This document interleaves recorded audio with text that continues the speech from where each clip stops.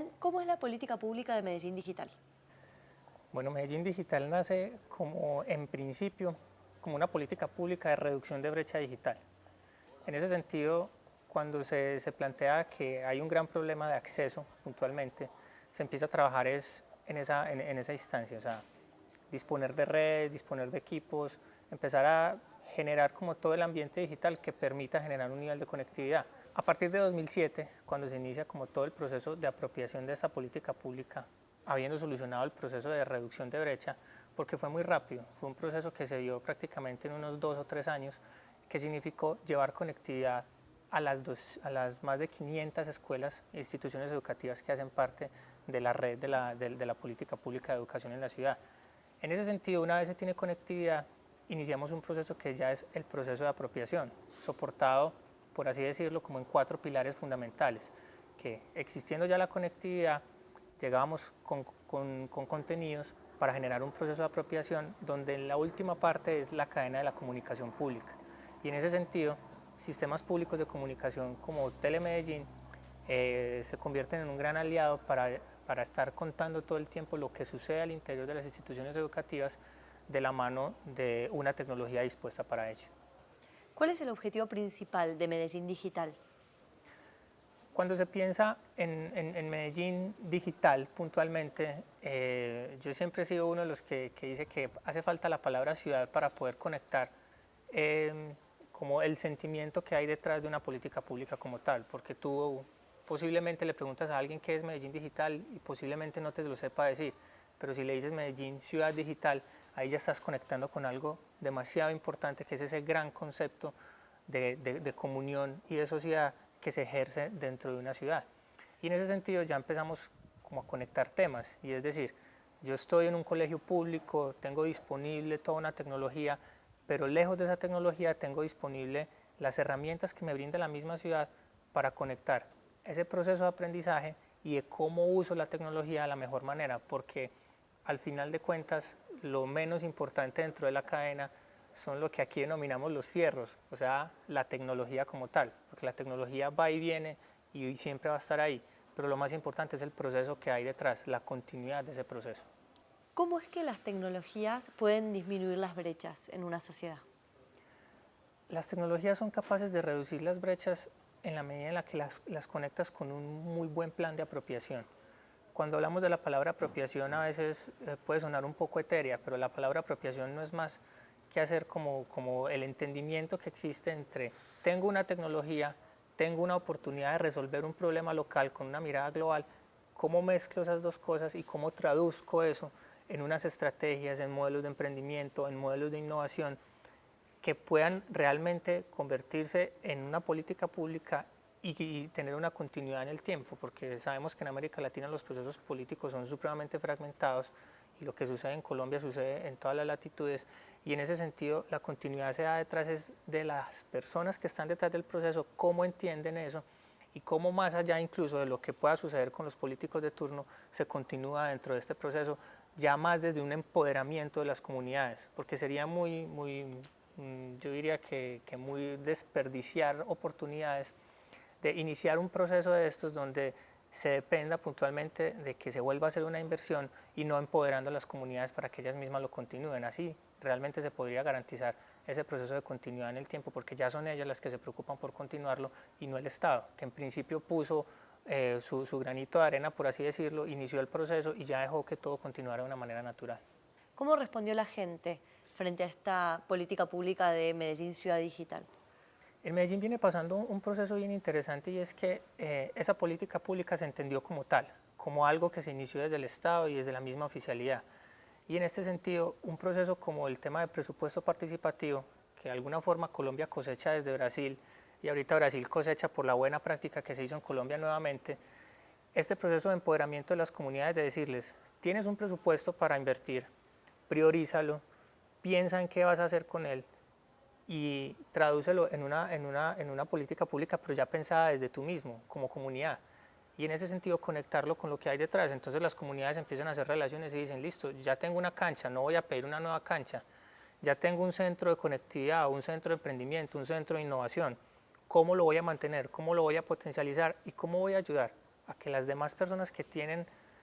esas otras iniciativas que pueden estar al margen, como temas culturales, como temas de desarrollo de software, como temas incluso de visibilidad de lo que pasa culturalmente al interior de esa comunidad, se conectan con esos procesos y trascienden para contarle al mundo cómo se están haciendo las cosas en Medellín. ¿Cómo nació Medellín Digital?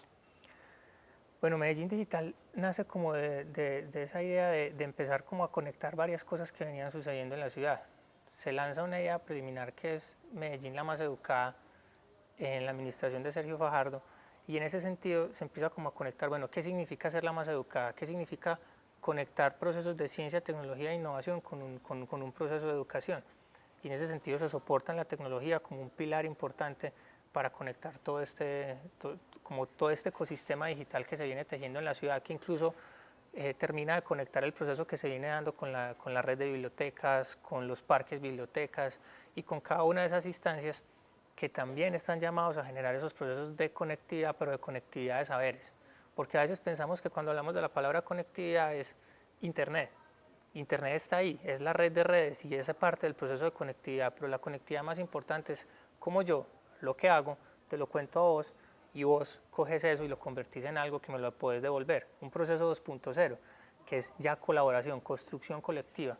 Un tema que ahorita ya podemos empezar a ver con despliegues de laboratorios vivos, crowdsourcing y toda esta serie de temáticas que a nivel mundial se han venido dando desde Europa con el tema de los Living Labs y todo ese tema, pero aquí se han venido dando desde una manera natural y que ahorita cuando ya venimos como con la terminología que empieza como a conectarlos, parece que nos sorprende un poquito, pero no es nada nuevo para nosotros o no es nada nuevo para el escenario sobre el cual se han venido dando todas estas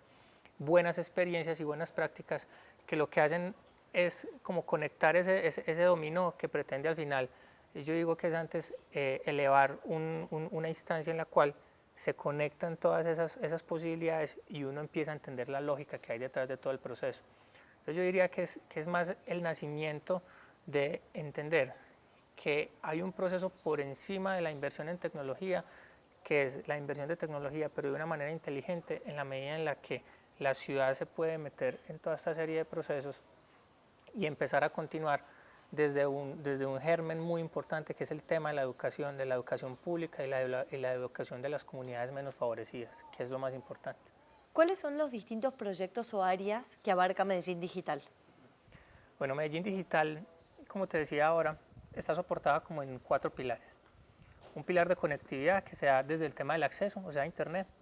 y desde el tema también de construir redes de trabajo entre las personas que están conectadas. Entonces ampliar todo ese gran proceso de conectividad. Luego viene un tema de construcción de contenidos, donde es muy importante la red de portales de ciudad. Esa red de portales de ciudad tocando temas como emprendimiento, ciencia, tecnología e innovación a través del portal de Ruta N, el portal educativo global de la ciudad que incluso tiene eco en otras latitudes del mismo país, empiezan a conectar una construcción colectiva de contenidos que están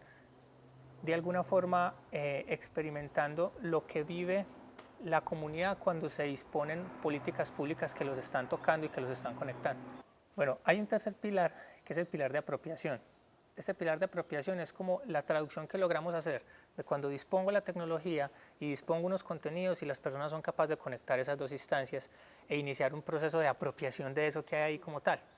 Pero esto no se da si no existe un cuarto pilar, como es el pilar de comunicación pública, que es contar lo que estoy haciendo. Si yo no cuento lo que hago, nadie se va a enterar y nadie va a ser capaz de conectar esas instancias que están dispuestas para que tú vayas y las tomes, como ciudadano y como persona que está ejerciendo la ciudadanía dentro de esa ciudad digital que se empieza a dar a través de los portales,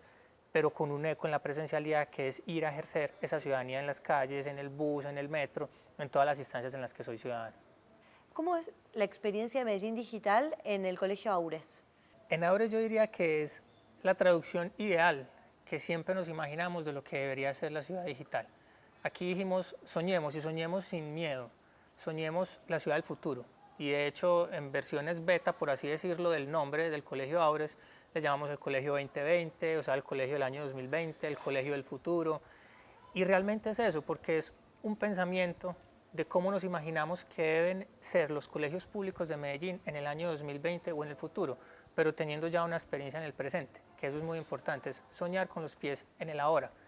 Eso nos ha permitido incluso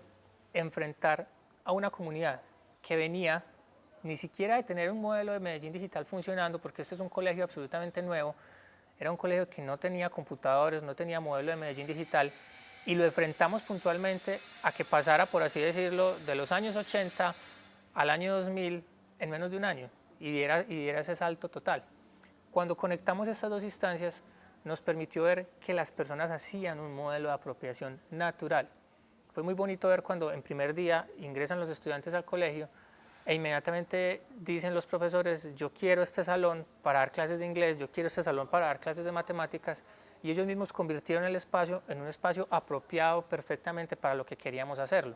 No nos tocó decirles: queremos que cada aula sea un aula dedicada a una asignatura para poder transformarla y volverla un universo completo, y empezar a generar ese nivel de apropiación desde ellos mismos. Y que los niños entendieran que una pantalla táctil era lo más natural del mundo y empezaran a enfrentarse a ella como si la hubieran vivido todo el tiempo.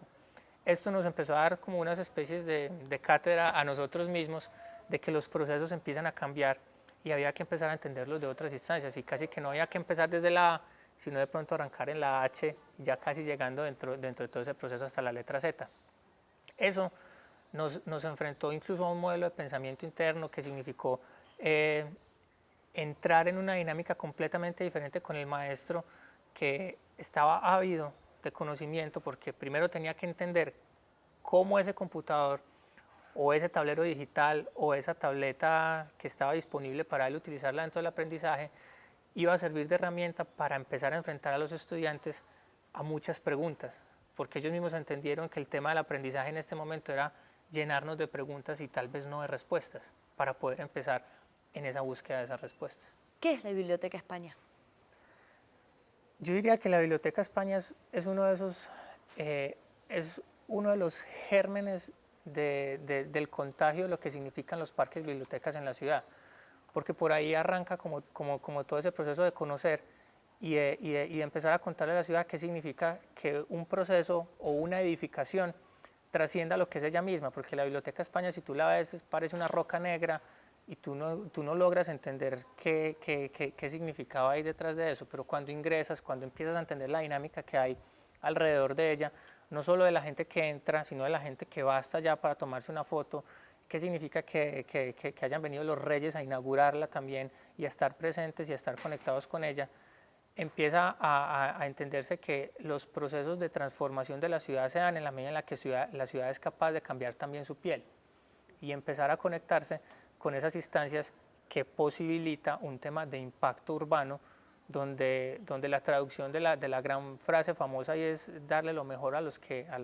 más lo necesitan o a los que menos tienen. Empezamos ya en un contexto como de devolver ese proceso histórico que ha sido la falta de presencia del Estado en las comunidades menos favorecidas. Ahí ya hay un cambio radical dentro de esa política, y en ese sentido la gente empieza a interpretar que detrás de todo esto no hay sino oportunidades reflejadas en un cambio urbanístico, en medios de transporte dignos, en medios de transporte que permitan realmente generarme una mejor oportunidad para conocer. Quizá la gente que vivía en ese sector de la ciudad nunca había bajado a la ciudad, y eso lo cuentan quienes viven allá. En estos momentos es muy natural que salgan y entren del centro, que lleguen a la ciudad sin ningún inconveniente, porque por así decirlo ese sector de la ciudad era otra ciudad que vivía al margen de lo que se vivía en el centro, lo que se vivía en el poblado, en el oriente de la ciudad, y esto genera procesos de integración y crea vías de conexión entre las distintas comunidades, porque alguien puede estar visitando de turista, pero se puede quedar como los fotógrafos, como muchas personas que han pasado por Medellín y que dicen: yo quiero vivir en esta parte de la ciudad porque desde aquí tengo otra óptica completamente diferente de lo que pasa y lo que sucede. ¿Cómo cambió la comunidad de la Biblioteca España a partir de que se creó este centro cultural? Bueno, el caso particular de la Biblioteca España es algo como muchas de las cosas que suceden aquí en la ciudad. Aquí hay algo muy bonito, y es que, por ejemplo, cuando llegó el metro a la ciudad, todos los lugares por los cuales pasaba el metro empezaban a tomar el nombre del metro. Entonces era salsamentaria el metro, charcutería el metro. Lo mismo sucedió con la Biblioteca España. Entonces empiezan las comunidades a apropiarse a través de los nombres, porque entonces si yo lo conecto con la novedad, que sería entonces entonces aparece Pollos España y aparecen toda una serie de lugares que se conectan apropiándose del nombre, y realmente es una transformación muy grande porque no solo se da a través de la biblioteca, sino conectado también con el proceso que es el Metrocable, que está ahí al margen y que es el que permite también que las otras comunidades conozcan y se apropien de un lugar como la Biblioteca España, que permite ya iniciar un proceso de apropiación de eso que siempre me he imaginado que ha sido una biblioteca donde se trasciende también el concepto, porque no es solo ir a un lugar donde tengo accesos a libros o acceso a internet, sino acceso a toda una posibilidad cultural que hay detrás de todo esto. Entonces entran los temas de la danza, entran los temas de los clubes de informática, y ahí se gestan también procesos germinales de lo que en ese entonces se denominaban los clubes de informática que existían en la ciudad, que de alguna forma fueron los que trascendieron hacia un proceso denominado Medellín Digital. ¿Qué encontramos en la Biblioteca España? Bueno, yo creo que en la Biblioteca España existe un despliegue de cultura, de toda la cultura que se puede dar en un lugar que es transformado por un espacio urbano que se inserta dentro de esa cultura que hay ahí y empieza a desplegar toda una serie de temas. La biblioteca es un espacio que permite el encuentro en el afuera y en el adentro, porque tenés espacios como que conjugan. Hay un auditorio, tienes un espacio para hacer consultas en línea, para conectarte con la red de bibliotecas, porque hay un tema bien importante, y es que todo el sistema de bibliotecas de la ciudad está interconectado digitalmente. Entonces tú puedes prestar un libro virtual desde esta biblioteca y estarlo tomando de otra, o reservarlo e ir a prestarlo ya presencialmente. Tienes el espacio típico de una biblioteca para el préstamo de libros, para la lectura, zonas Wi-Fi y toda una serie de temas que se dan desde el punto de vista cultural dentro de la comunidad,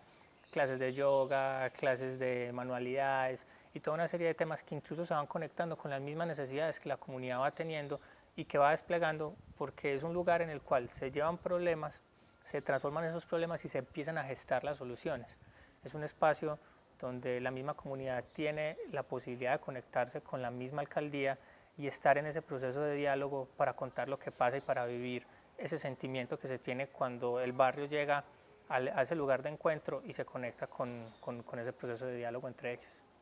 ¿Cómo crecen las tecnologías digitales en países con desigualdad? Bueno, hay un tema y es que cuando hablamos de desigualdad, hay desigualdad como en muchas instancias. Y, por ejemplo, hay un tema que se ha venido dando en América Latina, quizá muy aprendido de Brasil, y es que si tú no mueves índices de salud y educación, no vas a ser capaz de mover los demás índices. Y entonces, en ese sentido, son las dos principales preocupaciones que hay. Si yo invierto en educación e invierto en salud, voy a poder tener una generación que va a estar capacitada y potencializada, tanto mentalmente como económicamente, para conectarse con todas esas posibilidades que permite el desarrollo y que permite el despliegue real de procesos de emprendimiento y luego de innovación, y ahí sí ya hablar de un ciclo completo que permite como todas estas instancias. Hay un tema importante y es que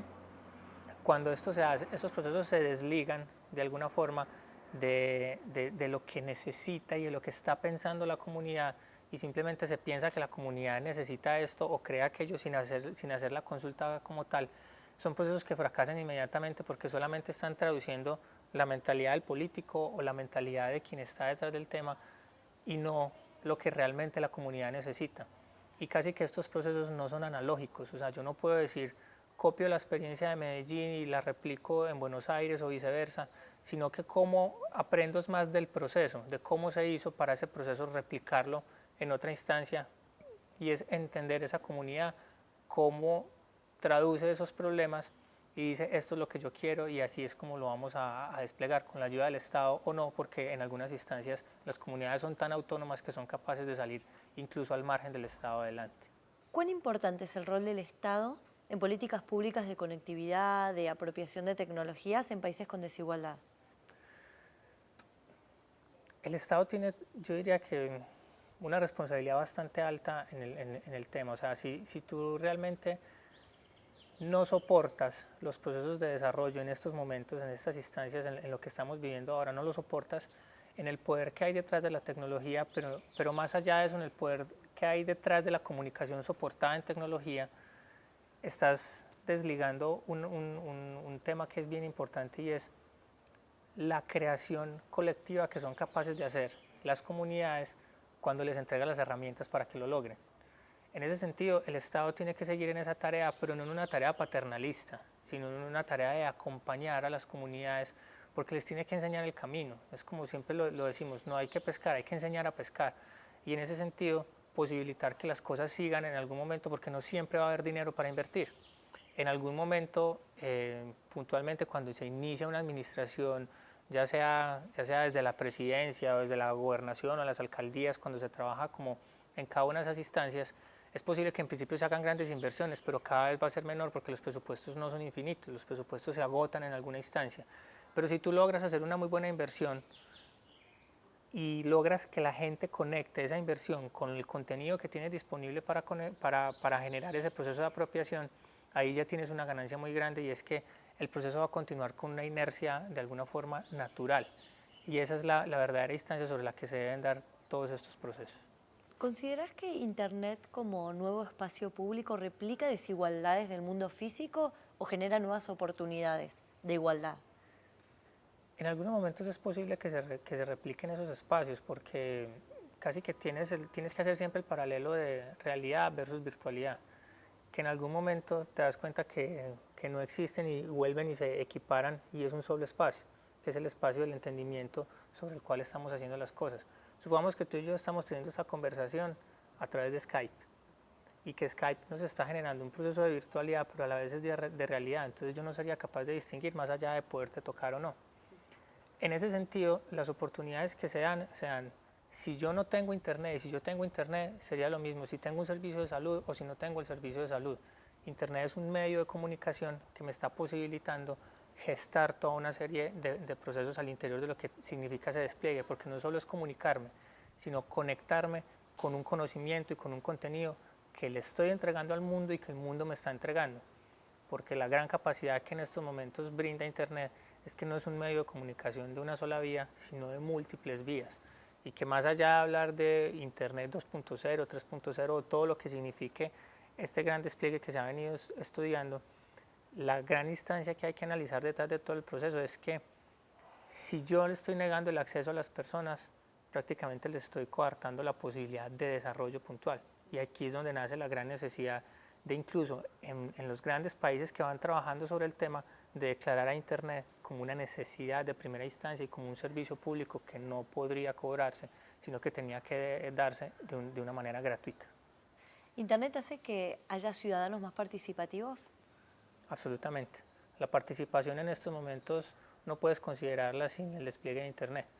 Y en este sentido te podrías devolver y decir la participación en algún momento de la vida antes de que existiera Internet no podría darse sin el texto escrito. Son los medios que nos permiten entrar en un diálogo y entrar en el diálogo de la contemporaneidad. Yo no puedo hablar en estos momentos de ser participativo enviándole cartas a alguien en Dinamarca, por ejemplo, porque estoy perdiendo todo el lapsus de tiempo que hay entre que esa carta salga de un lugar y llegue al otro, cuando tengo en la mitad un proceso como Internet que me permite la inmediatez, que juega a lo que está jugando la contemporaneidad ahora, y es que cada vez siento que los ciclos de tiempo son muchísimo más cortos, pero es porque los procesos son muchísimo más rápidos. Entonces, ahí está ese gran entendimiento que es cómo nace el medio y cómo ese medio entra ya a formar parte y no puedes considerarlo por fuera de la cadena porque ya estarías hablando de otro contexto en la historia completamente diferente. ¿Me contarías la experiencia del Media Lab? Bueno, Medellín ha venido teniendo como grandes experiencias de lo que significa como dar el siguiente paso. Y entonces empiezan a llegar temas como lo que te decía ahorita, que se traducen en Media Labs, Living Labs, laboratorios vivos, colectivos. Y yo diría que hay una historia ya mucho más grande por encima de todas estas instancias y son las comunidades organizadas que se denominen como se quieran denominar. De entrada ya empiezan a crear una serie de laboratorios porque están poniendo en la mitad un problema, generando unas hipótesis y trabajando todo un método científico absolutamente clásico, pero en la mitad mediado por tecnología. Eso para mí ya es un laboratorio. Cada una de las comunas de la ciudad se convierte en un laboratorio y se convierte en un laboratorio general cuando son capaces de ver esos problemas como la oportunidad de concentrarse en lo que pasa en esa comunidad y empezar a resolverlo. La Universidad de AFID, la Universidad de Antioquia han entendido todos estos procesos y puntualmente han empezado a trabajar sobre modelos de Media Labs que permiten la experimentación de la comunicación con las comunidades de cara a las herramientas que tenemos en el día a día. Entonces, ¿qué pasa cuando hago videos con celulares? ¿Qué pasa cuando empiezo a generar procesos de creación de contenidos desde dispositivos móviles, desde tabletas, desde computadores portables, que son los que las comunidades tienen acceso muchísimo más fácil? De pronto ya vamos a entrar en una instancia en la que la preocupación del Estado no es ir a poner computadores, porque ya los computadores van a ser tan accesibles por las personas que esa no va a ser la preocupación, sino que la gran preocupación siempre va a ser el problema del contenido. El contenido se convierte en estos momentos en la gran necesidad que tienen todos los procesos de despliegue de pensamiento cuando hablamos del tema, y esa es la respuesta a la que llegan los laboratorios cuando empiezan a gestarse procesos de Media Labs, como lo ha venido experimentando la Universidad de AFID, donde lo que hay detrás es cómo con lo que hay empiezo a crear desde cero y soy capaz incluso de romper las barreras que antes me decían, para hacer una película se necesitan 60 días y cómo ahora puedo hacer una película quizá en 3, en 2 o hasta en un mismo día dentro de las dinámicas que esto implica. ¿Cómo respondió la gente a los Media Labs? Puntualmente, las personas en estos momentos todavía son objeto de investigación de los Media Labs. Quienes están en los Media Labs son quienes se están formando para trabajar con esas comunidades, o sea, los estudiantes. En estos momentos, la ciudad llegó en algún momento en el que tenía quizás 17 facultades de comunicación y todos eran comunicadores sociales, periodista. Empiezan a darse comunicación audiovisual, comunicación multimedial, comunicación electrónica, toda una serie de variables que conectan con todo ese nuevo mundo del uso de las tecnologías de información y la comunicación. Y aquí es donde se empieza a dar la especificidad de trabajar con estos Media Labs. Quizá quien nos enseñó dónde se tendría como ese primer despliegue de lo que era un Media Lab es el MIT. Y en ese sentido, la experimentación nace desde la vocación de quienes están estudiando. Pero cuando las comunidades empiezan a trabajar ellas mismas y se dan cuenta que un club de informática que funcione en la caseta comunal del barrio puede considerarse un laboratorio, un living lab, un media lab, cuando tú les dices eso, cambias completamente el pensamiento, porque ellos creen que para que algo exista como Media Lab tiene que darse en la instancia de una universidad como la Universidad de AFID o la Universidad de Antioquia o incluso la Universidad Javeriana en Bogotá, que cuentan con grandes procesos de despliegue en este sentido, y se dan cuenta que un Media Lab puede ser una persona con un celular, un computador y una conexión a internet. Eso ya cambia completamente el paradigma, porque en ese sentido es lo que es cómo estoy experimentando con los medios y cómo traduzco esa experimentación a un proceso de divulgación. ¿Cómo es el futuro?